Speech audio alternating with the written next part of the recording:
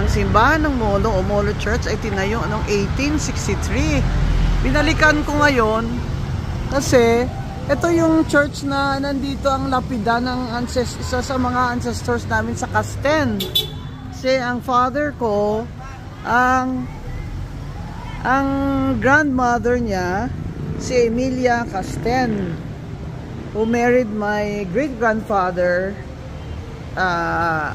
Mateo Villalba Guanzon.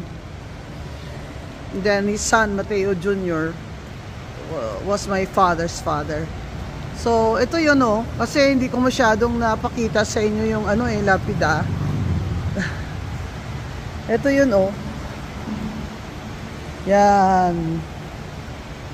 Yung lapida ni Doña Maxima Inson de Casten. Died in 1896. So, I want to record this para makita din ng mga kapatid ko and so we can trace our relatives here na mga Casten. So, let's go to the altar.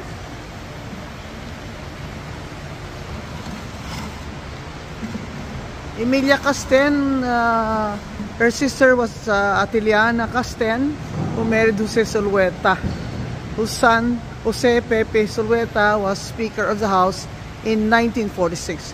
Another son was a senator also who died in a plane crash.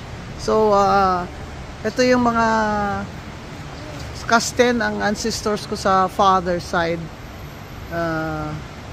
Sa bali grandmother ni tatay si Emilia Casten. Look at that altar.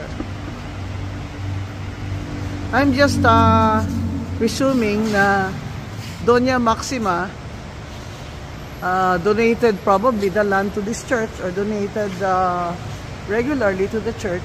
That's why her bones are buried here at may lapida siya.